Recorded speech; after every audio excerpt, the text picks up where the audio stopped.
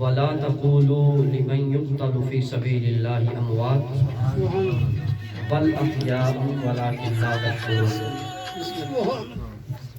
سبحان اللہ. صدق الله العظيم سبحان اللہ. وصدق رسوله النبي الكريم. سبحان اللہ. يا ايها الذين امنوا صلوا عليه وسلموا تسليما. سبحان اللہ. الصلاة والسلام عليك الصلاۃ والسلام علیک یا سیدی یا رسول اللہ. مل کے پڑھو اونچی بات ہے. وعلی آلک و اصحابک یا حبیب اللہ. محترم حاضرین و سامعین، الحمدللہ تعالی کہ جس کے توفیق سے ہم حضور کے ذکر خیر کی اس نورانی محفل میں حاضر ہیں سبحان اللہ. اور مبارکباد کے مستحق ہیں محترم نور حسین صاحب کہ جنہوں نے اس عظیم محفل مقدسہ کا انعقاد کیا. سبحان اللہ. ماشاء اللہ. جزاک اللہ. کیونکہ لوگ تھوڑے ہوں یا زیادہ، یہ حضور کے ذکر کی محفل ہے سبحان اللہ. اور آقا کا ذکر ہے ہی عظیم. بے شک. آقا کا ذکر عظیم ہے، تو اس لیے لوگ تھوڑے ہوں یا زیادہ ہوں یہ محفلیں عظیم ہوا کرتی ہیں. عظیم. بے شک عظیم. اور پھر یہ محفلیں سجانا، حضور کا ذکر خیر سننا اور سنانا، سبحان اللہ. اس کا انعام کیا ہوگا؟ مختصر تمہید، اس کے بعد پھر گفتگو شروع کرتا ہوں. امام جلال الدین سیوطی رحمۃ اللہ علیہ سبحان اللہ. اپنی حدیث کی کتاب الخصائص الکبریٰ میں لکھتے ہیں، آپ فرماتے ہیں کہ میرے زمانہ میں ایک شخص ہوا کرتا تھا. سبحان اللہ. یہ محترم نے اپنے گھر میں محفل سجائی نا آقا کی، سبحان اللہ. تو یہ یہاں دنیا میں پتہ نہیں چلے گا، یہ جب آنکھ بند ہوگی، جب قبر میں جائیں گے تو تب پتہ چلے گا. سبحان اللہ. قبر اور حشر میں پتہ چلے گا. امام سیوطی فرماتے ہیں وہ شخص تھا، وہ بکریاں چرایا کرتا تھا. کوئی نمازی نہیں تھا، حاجی نہیں تھا، عبادت گزار نہیں تھا، محض بکریاں چرایا کرتا تھا. فرماتے جب فوت ہو گیا، اس کے کافی عرصہ کے بعد مجھے خواب میں ملا. میں نے خواب میں دیکھا کہ جنت میں خوش و خرم ٹہل رہا ہے. سبحان اللہ.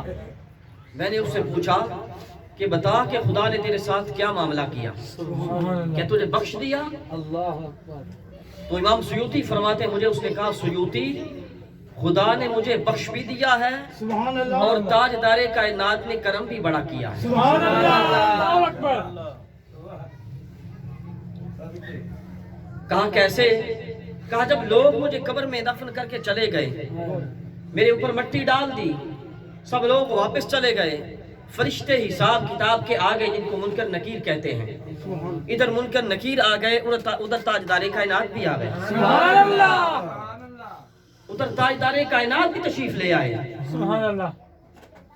پوچھا پھر کیا ہوا؟ کہا فرشتوں نے پوچھا بر ربو کا، میں خاموش. پوچھا ما دینوں کا، میں خاموش. پھر کہا ما کنت تقول فی ھذا الرجل، بتا کہ اس ذات پاک کے بارے میں کیا کہا کرتا تھا. سبحان اللہ. اپنی زندگی میں اس ذات پاک کے بارے میں کیا کہا کرتا تھا. کہتے جب فرشتوں نے یہ پوچھا کہ بتا کیا کہا کرتا تھا، تو تاجدار کائنات نے فرمایا فرشتوں اس سے نہ پوچھو کہ یہ کیا کہا کرتا تھا، اس سے نہ پوچھو بلکہ مجھ سے پوچھو کہ کیا کہا کرتا تھا. سبحان اللہ. نعرہ تکبیر. اللہ اکبر. نعرہ رسالت. یا رسول اللہ. سرکار کی آمد. مرحبا. بھنڈار کی آمد. مرحبا. سیدی مرشدی. یا نبی. یا نبی. سیدی مرشدی. یا نبی. یا نبی. سبحان اللہ. تو امام سیوطی فرماتے ہیں میں نے اس سے پوچھا کہ تو کیا کیا کرتا تھا، تیرا عمل کیا تھا، اس وجہ سے تجھ پہ اتنا کرم ہوا. تو اس نے بتایا سیوطی میں کوئی نمازی نہیں تھا، نہ حاجی تھا، نہ سخی تھا، نہ تہجد گزار تھا، نہ روزہ دار تھا، نہ قائم اللیل تھا، نہ صائم النہار تھا.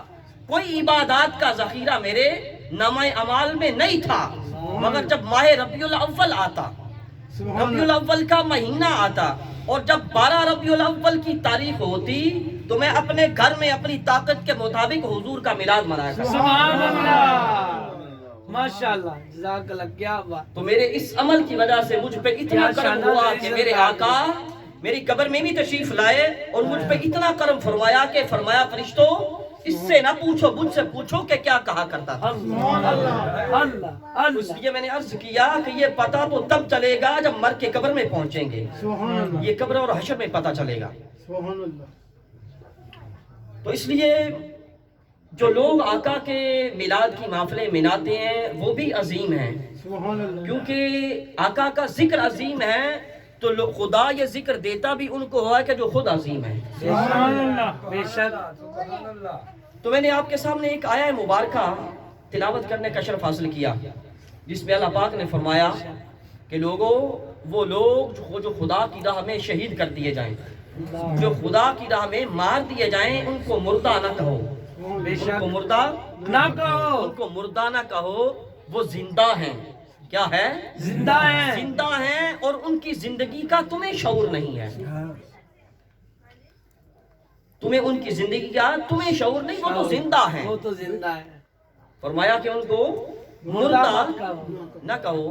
اب بھلا بتائیے، آج تک لاکھوں کافر بھی جنگوں میں مارے گئے، مرتے رہیں گے، مرتے ہیں، کافر بھی لاکھوں قتل ہوئے جنگوں میں، اور وہ بھی جنگ کر رہے تھے، میدان جنگ میں تھے، مگر آج تک کسی کافر کو جو جنگ میں مرا کسی نے شہید کہا نہیں کہا، اور کسی نے زندہ کہا نہیں کہا۔ کسی تاریخ کے اوراق میں سے کسی وقت پہ کوئی دکھائے کہ کسی کافر کو کسی نے زندہ کہا ہو، مگر قرآن کہتا ہے کہ وہ یعنی مسلمان اگر مارا جائے تو اس کو اپنا مردہ نہ کہو۔ کافر بھی میدان جنگ میں قتل ہوا مگر وہ مردہ ہے، وہ زندہ نہیں ہے۔ مسلمان بھی اسی میدان جنگ میں شہید ہوا، قرآن کہتا ہے کہ وہ زندہ ہے۔ تو وہ زندہ کیوں ہے؟ کہ اس نے تاجدار کائنات کی غلامی کا پٹا اپنے گلے میں ڈالا۔ سبحان اللہ، اللہ اکبر، نعرہ رسالت، یا رسول اللہ، نعرہ حیدری، نعرہ غوثیہ، سرکار کی آمد، مرحبا، منٹار کی آمد، مرحبا، سونے دی آمد، مرحبا، مکی دی آمد، مرحبا، نعرہ رسالت، یا رسول اللہ، اسے تاجدار کائنات کی غلامی کا شرف حاصل ہے، اسے تاجدار کائنات کی نسبت حاصل ہے۔ اب بھلا بتائیے کہ جن کی نسبت لوگوں کو مرنے نہیں دیتی، جن کا تعلق لوگوں کو مرنے نہیں دیتا، وہ آقا خود زندہ کیوں نہیں ہوں گے؟ جن کی نسبت نے لوگوں کو زندہ کر دیا، نسبت نہیں مرنے دیتی، تو وہ نسبت والے آقا خود کیوں زندہ نہیں ہوں گے؟ حضرت ابو درداء رضی اللہ تعالیٰ عنہ آپ حدیث پاک کے راوی ہیں، اور اس حدیث کو امام ابن ماجہ نے سیاستہ کی کتاب سنن ابن ماجہ میں نقل کیا، اور اس کے علاوہ مشکاہ شریف میں بھی حدیث موجود ہے۔ سیاستہ کی کتاب میں نے دے دی۔ حضرت ابو درداء فرماتے ہیں کہ حضور نے فرمایا کہ جمعہ کے دن مجھ پہ درود و سلام پڑھا کرو، سبحان اللہ، کیونکہ یہ حاضری کا دن ہے، فرشتے اس دن آتے ہیں، فرشتے حاضر ہوتے ہیں۔ اب فرشتے تو صبح و شام حضور کی بارگاہ میں حاضر رہتے ہیں، 70,000 صبح آتے ہیں۔ حضرت کعب بن مالک فرماتے ہیں کہ 70,000 صبح آتے ہیں، وہ آقا کے روضہ انور کو گھیر لیتے ہیں، 70,000 فرشتے آقا کے روضہ انور کو گھیر لیتے ہیں اور حضور پہ درود و سلام پڑھتے رہتے ہیں۔ سبحان اللہ، پھر جب شام ہوتی ہے تو وہ 70,000 چلے جاتے ہیں، 70,000 اگلے آ جاتے ہیں۔ اب وہ صبح تک یہی عمل کرتے ہیں، فرماتے حتیٰ کہ یہی عمل جاری رہے گا اور ہوتا رہے گا، حتیٰ کہ میں اپنا روز محشر جب قیامت کا دن ہوگا تو حضور ان 70,000 فرشتوں کے جھرمٹ میں میدان محشر میں تشریف لائیں گے۔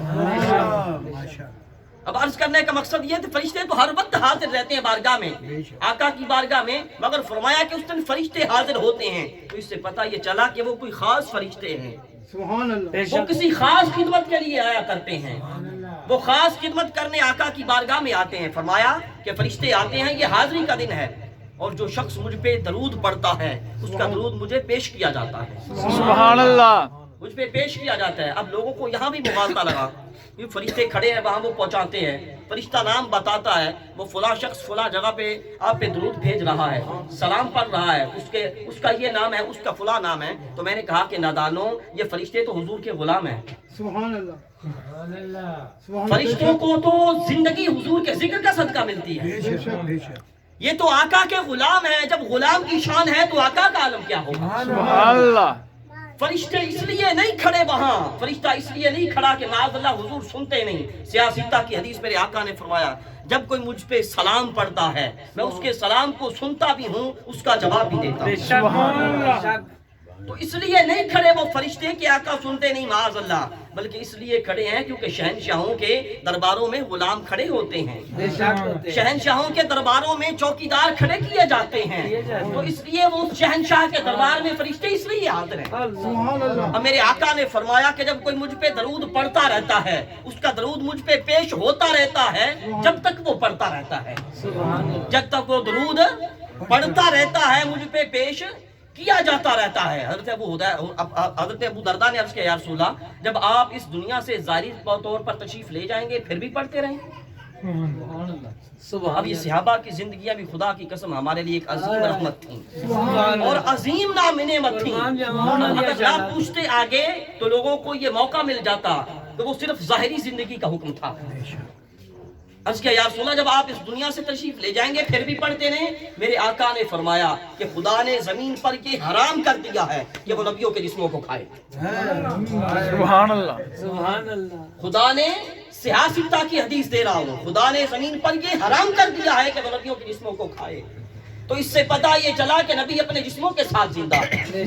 معراج کی رات میرے آقا جب مسجد اقصی کی طرف تشریف لے جا رہے تھے تو حضور نے فرمایا میں نے دیکھا موسیٰ علیہ السلام اپنی قبر میں کھڑے مجھ پہ درود پڑھ رہے ہیں۔ سبحان اللہ، موسیٰ علیہ السلام کھڑے مجھ پہ درود و سلام پڑھ رہے ہیں، میرا استقبال کر رہے ہیں۔ اب بتائیے کہ کھڑا ہونا یہ کوئی روح کا حصہ ہے؟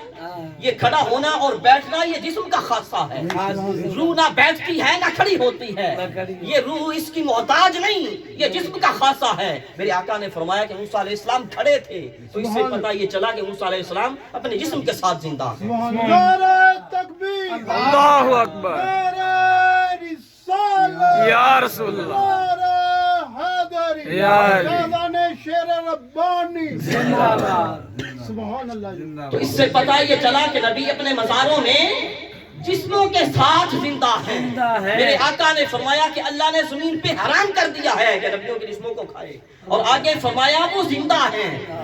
حضور نے فرمایا نبی زندہ ہیں اور انہیں رزق بھی دیا جاتا ہے، نبیوں کو رزق بھی دیا جاتا ہے۔ اب بھلا بتائیے کہ سارے نبی زندہ اور پھر جسموں کے ساتھ زندہ تو امام الانبیاء کی زندگی کا عالم کیا ہوگا؟ سبحان اللہ، سبحان اللہ، میرے آقا جس طرح اپنی ظاہری حیات مبارکہ میں زندہ تھے آج بھی ویسے ہی زندہ ہیں۔ سبحان اللہ، سبحان صرف فرق اتنا ہے کہ ہم جیسے اندھوں کی نگاہوں سے پردہ اوڑھ لیا ہے۔ اللہ حضرت نے کہا نا تو زندہ ہے واللہ، تو زندہ ہے واللہ، میری چشمے عالم سے چھپ جانے والا۔ سبحان اللہ، ہم جیسے اندھوں کی نگاہوں سے پردہ اوڑھ لیا ہے۔ پہلے یہ تھا کہ ہر خاص تو عام دیکھا کرتا تھا، اب صرف خاص دیکھتے ہیں، ہم جیسے عام نہیں دیکھ سکتے۔ نہیں دیکھ سکتے۔ حضرت عبداللہ بن عمر رضی اللہ تعالیٰ عنہ آپ حدیث پاک کے راوی ہیں، فرماتے ہیں میرے آقا نے فرمایا کہ جس نے حج کیا اور میرے روزہ انور کی زیارت کی تو وہ ایسے ہی ہے کہ جیسے اس نے میری زندگی میں مجھے دیکھا۔ سبحان اللہ، سبحان اللہ، جیسے اس نے میری ظاہری حیات مبارکہ میں میرا دیدار کیا ایسے ہی ہے۔ اب جانے والا تو دیکھتا نہیں آقا کو، فرمایا کہ ایسے جیسے اس نے میری حیات مبارکہ میں دیکھا، تو مطلب کیا کہ بے شک وہ نہیں دیکھتا، حضور تو دیکھتے ہیں، میرے آقا تو دیکھتے ہیں۔ احمد عائشہ صدیقہ رضی اللہ تعالیٰ عنہ آپ فرماتی ہیں کہ اس حجرہ مبارکہ میں یہ حضرت سیدہ فاروق اعظم کے وہاں دفن ہونے سے پہلے کی بات بیان فرماتی ہیں۔ سبحان اللہ، ابھی حضرت فاروق اعظم وہاں دفن نہیں ہوئے تھے اس حجرہ مبارکہ میں۔ فرماتی کہ اس حجرہ مبارکہ میں جہاں آقا کا روضہ انور ہے، ابھی حضرت صدیق اپنا فاروق اعظم دفن نہیں ہوئے۔ فرماتی ہیں کہ میں یوں ہی بے پردہ وہاں چلی جایا کرتی تھی، یعنی پردہ نہیں اوڑھتی تھی، چہرے پہ کپڑا نہیں لپیٹتی تھی، یوں ہی چلی جایا کرتی تھی۔ کیوں؟ اس خیال سے کہ ایک میرے شوہر عالی شان کا روضہ انور ہے۔ سبحان اللہ، ایک رسول کائنات کا روزہ انور ہے اور ایک میرے باپ صدیق اکبر کا مزار ہے، ایک میرے شوہر عالی شان، دوسرے میرے والد محترم، اس لیے پردے کی کیا ضرورت؟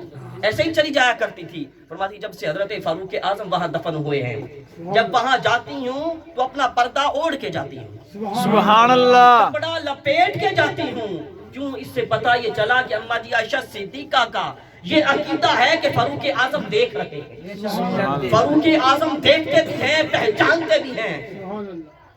فرماتی ہیں نا کہ پہلے یوں ہی چلی جایا کرتی تھی کہ ایک میرے شوہر عالی شان کا روزہ انور اور دوسرے میرے والد محترم کا مطلب کیا کہ اس وقت بھی آقا بھی دیکھ رہے تھے، حضرت صدیق اکبر بھی دیکھ رہے تھے، مگر پردے کی ضرورت نہ تھی کیونکہ ایک شوہر تھے اور ایک والد محترم تھے۔ اب فرماتی ہے کہ جب سے حضرت فاروق اعظم دفن ہوئے تو پردہ کر کے جاتی ہوں تو اس سے رابط کیا ہوا، حضور بھی دیکھ رہے ہیں، حضرت صدیق اکبر بھی دیکھ رہے ہیں اور حضرت فاروق اعظم بھی دیکھ رہے ہیں۔ حضرت حضور خواجہ فرید الدین گنج شکر رضی اللہ تعالیٰ عنہ، ختم کرنے کی طرف جا رہا ہوں کیونکہ مجھے پہلے بتایا گیا کہ ٹائم کا خیال رکھنا ہے۔ سبحان اللہ۔ آپ فرماتے ہیں کہ میں حضور خواجہ غریب نواز رضی اللہ تعالیٰ عنہ کے مزار پر انوار پر چلے میں تھا، وہ تکف تھا، چلہ کر رہا تھا۔ فرماتے ہیں کہ عرفہ کی رات تھی، حضور خواجہ غریب نواز کے مزار پر انوار کے قریب ہی میں قرآن کریم کی تلاوت میں مشغول ہو گیا۔ سبحان اللہ۔ فرماتے ابھی تھوڑی رات ہی گزری تھی کہ میں نے اپنا بہت سارے قرآن پاک کے پارے تلاوت کر لیے۔ فرماتے ہیں سورہ مریم میں یا سورہ کہف میں مجھ سے ایک حرف رہ گیا، مجھ سے ایک حرف رہ گیا تو غریب نواز نے اپنے مزار سے بتایا کہ یہ فلاں حرف چھوڑ گئے ہو۔ سبحان اللہ راحت القلوب میں حضور خواجہ فرید الدین گنج شکر فرماتے ہیں غریب نواز نے فرمایا یہ حرف چھوڑ گئے ہو، اسے پھر پڑھو۔ فرماتے جب اسے پھر پڑھا تو پھر فرمایا کہ اسے اور اچھا کر کے پڑھو۔ سبحان اللہ۔ فرماتے جب اور اچھا کر کے پڑھا تو پھر فرمایا کہ بیٹا ہو تو ایسا ہو، سبحان اللہ بیٹا ہو تو ایسا ہو۔ میں نے آپ نے کے قدمین پہ اپنا سر رکھ دیا اور کیا حضور آپ ہی جانتے ہیں کہ قیامت کے دن میں کس گھروں میں ہوں گا۔ تو پھر فرمایا کہ بیٹے جو بندہ 4 رکعت نماز پڑھتا ہے وہ جنتی ہے۔ تو اس سے پتہ یہ چلا کہ غریب نواز خواجہ فرید الدین گنج شکر کو دیکھ بھی رہے تھے اور آپ کی تلاوت بھی سن رہے تھے۔ اب بلا بتائیے جب غلاموں کی شان یہ حضرت فاروق اعظم بھی دیکھیں، حضور خواجہ غریب نواز بھی دیکھیں، جب غلاموں کی شان یہ ہے تو آقا کا عالم کیا؟ نعرہ تکبیر، اللہ اکبر نعرہ رسالت، یا رسول اللہ نعرہ حیدری، یا علی نبی کا میلاد ہوتا رہے گا، منکر میلاد جلتا رہے گا۔ تو عرض یہ کر رہا تھا کہ میرے آقا جی جیسے ظاہری حیات مبارکہ میں زندہ تھے حضور ویسے ہی آج بھی زندہ ہے اور حضور دیکھتے ہیں اور حضور اس وقت دیکھ رہے ہیں کہ شرکپور میں بیٹھے میرے غلام میرا ذکر کر رہے ہیں۔ سبحان اللہ میرے آقا زندہ ہیں، حضور دیکھتے بھی ہیں اور حضور سنتے بھی ہیں۔ دعا کہ اللہ پاک عمل کی توفیق عطا فرمائے۔ باقی دعوایا الحمدللہ رب العالمین۔